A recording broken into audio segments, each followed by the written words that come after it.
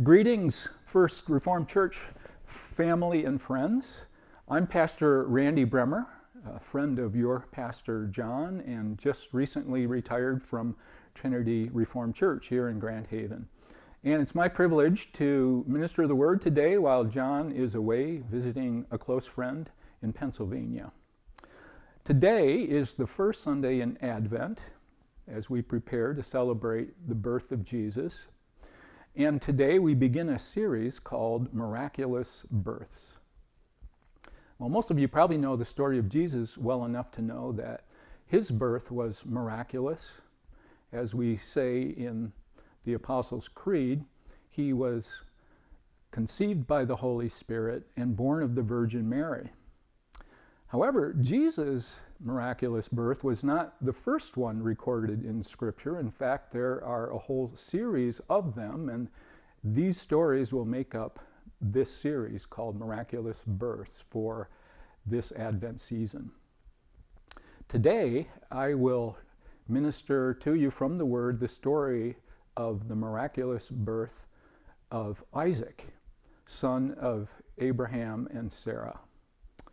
But before we do, and this story comes to us from almost 4,000 years ago, before we get into the story today, I would like to just make it relatable for you with something that I think you can all relate to.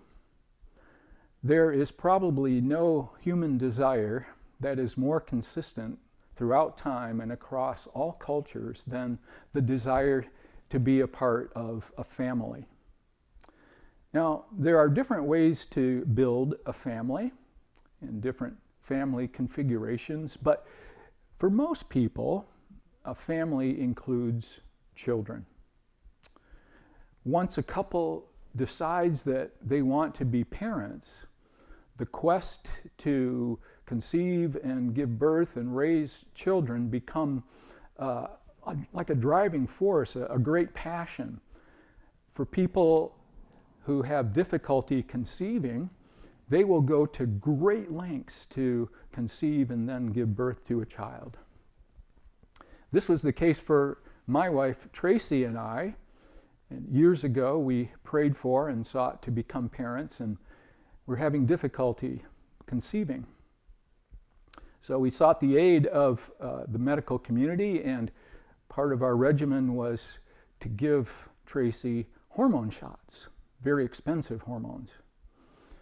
So one day I was administering a shot to Tracy and I said, "We haven't even conceived this child yet, and it's already a pain and costing us a fortune." Well, eventually God blessed us abundantly, so much so that we actually conceived and Tracy gave birth to 3 children all at once. So it had been quite an adventure. Well, if you think about being a parent and all the prospects that are probably ahead for you, it's amazing that everybody who seeks to become a parent actually follows through with it. When you think about all the possibilities that they could be the fulfillment of great hope, but they could also be the source of great disappointment. It's invariable that a child will pull you all over the emotional spectrum. They cost about $250,000 to raise a child from birth to adulthood. It is amazing and compelling that so many people follow through with the desire to become parents. So you almost ask, well, why is that? And I think in a word, hope. There is such hope for possibility in the life of every child that it compels people to want to give life to that hope, to realize that hope, the hope of a possibility of the life of a child. So that brings us to the story of Isaac, which begins in Genesis 12. And to really appreciate the story of Isaac, you have to know the backstory. What happened prior to his birth. That makes his story a miraculous birth. And it begins in Genesis 12.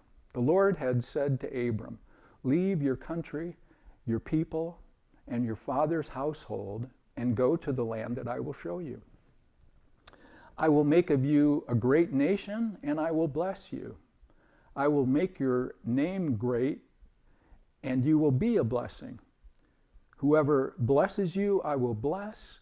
Whoever curses you, I will curse. And all the nations of the earth will be blessed through you." So Abram left as the Lord commanded him. Wow. Well, I'd like to see this call of Abram through the eyes of an ancient Mideastern man. Basically, God was giving Abram everything that a man living in his place and time could have possibly hoped for.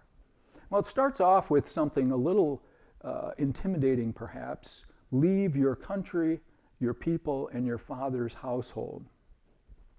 This would have been a great challenge because everything that made up Abram's life was contained in the place and with the people that he lived with at the time, his father and his extended clan. And God was calling him to leave that. But immediately God promises in even greater measure everything that Abram would be leaving behind. So, for instance, he says, "Now go to the land that I will show you." Land was deeply significant and integral to the life of a Mideastern person living in that time. So God promised Abram land. And then he said, "I will make of you a great nation." Well, this would have meant to Abram that he would have children and descendants, and many, many of them, so many, in fact, that he would become a great nation. And he said, "I will make your name great." This meant that Abram would have a great reputation, that he would be reputed and renowned, and people would remember him and respect him. And then God also promised that I will bless those who bless you and curse those who curse you. This meant that God would give him special protection as he left the safety of his home territory and went to the land that God would show him.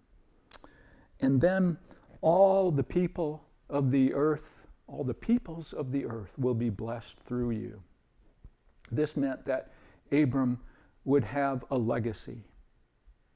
I had occasion to visit Israel some years ago, and I found amongst both Israeli and Palestinian people that they would talk about Abraham as if he had lived just a few generations ago.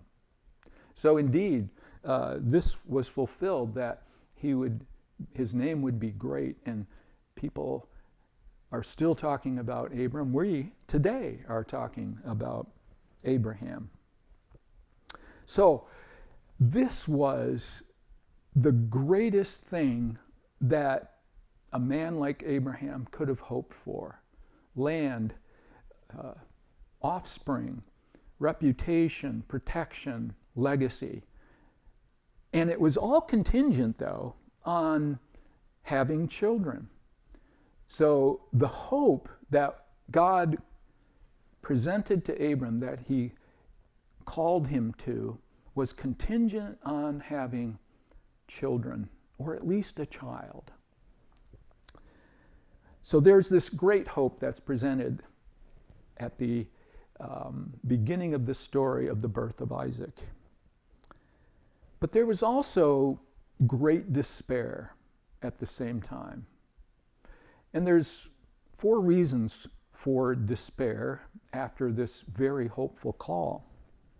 The first reason is included in Genesis 12 as well. It's the next chapter that is recorded in Genesis 12. Famine has struck the part of the world where Abram and Sarai are living, so they travel to Egypt for better provision. And on the way, this is what Abram says to Sarai. I know what a beautiful woman you are. When the Egyptians see you, they will say, this is his wife. Then they will kill me, but will let you live. Say you are my sister, so that I will be treated well for your sake, and my life will be spared because of you. So this is not a very courageous proposition. It doesn't demonstrate a lot of faith. Abram is taking the chance of protecting himself with his wife, and indeed one of the princes of Egypt takes Sarai into his collection of wives and concubines. And basically, Abram allows this to happen. This is an epic failure on the part of Abram to betray the promise that God has given him by giving his wife away for his own protection. So there's reason to despair because of Abram's failure. Now, Abram isn't the only one to fail and be faithful to God's call and promise. Sarai actually has her own version of failure. This comes after years of infertility, and she becomes desperate and makes a proposition to Abram. Now Sarai, Abram's wife, had borne him no children, but she had an Egyptian maidservant named Hagar. So she said to Abram, the Lord has kept me from having children. Go sleep with my maidservant. Perhaps I can build a family through her. And notice how that's phrased, perhaps I can build a family through her. Now this was an ancient custom at the time. It wouldn't have been unheard of. It was a practice that was done. However, they had had this call and promise from God that God would make of Abram and Sarai a great nation. And she is taking matters into her own hands and fulfilling God's promise by her own devices. So this is a great failure on the part of Sarai. So Abram fails, Sarai fails. And it was now humanly impossible for Sarai to have a child. She was too old now, and physically it just wasn't possible. This is illustrated by the time in Genesis 18 where Abram and Sarai have 3 visitors. Unbeknownst to them, they are angels. In the course of their eating together, these angels announce that within the year, Abram and Sarai will have a child together. And Sarai is overhearing this conversation, and this is her response. Then the Lord said, I will surely return to you about this time next year, and Sarah, your wife, will have a son. Now Sarah was listening at the entrance to the tent, which was behind him. Abram and Sarai were already old and well advanced in years, and Sarah was past the age of childbearing. So Sarah laughed to herself, and she thought, after I am worn out and my master is old, will I now have this pleasure? It was so improbable, so actually impossible for them to have a child now, that when these messengers said that they would, Sarah laughed. I have to imagine it's tinged with a little bit of cynicism.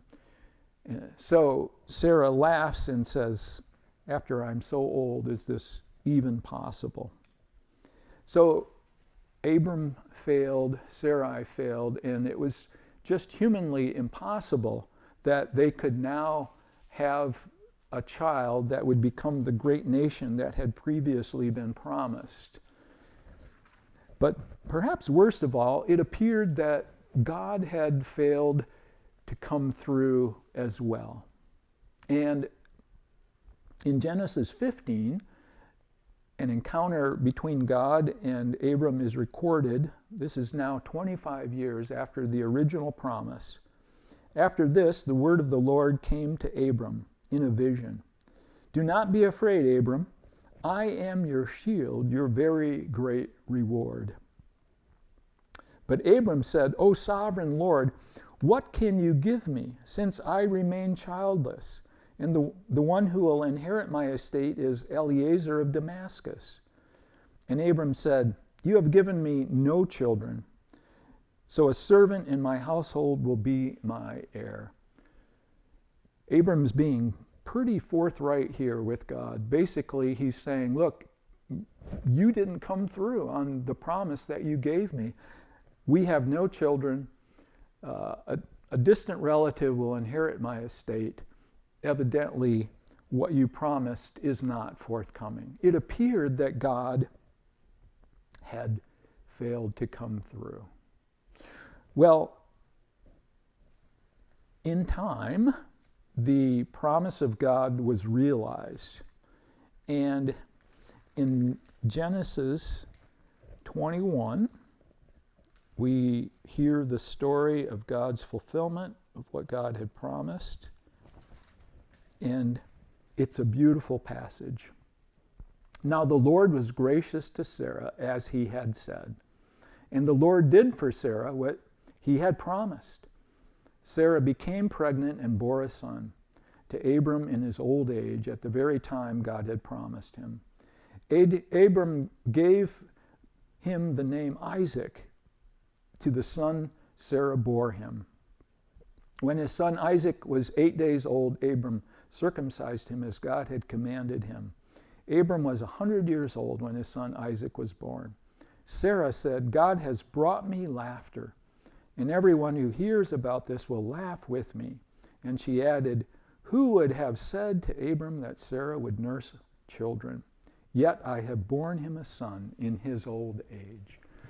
So now this promise is beautifully fulfilled in the miraculous birth of their son Isaac, whose name means son of laughter.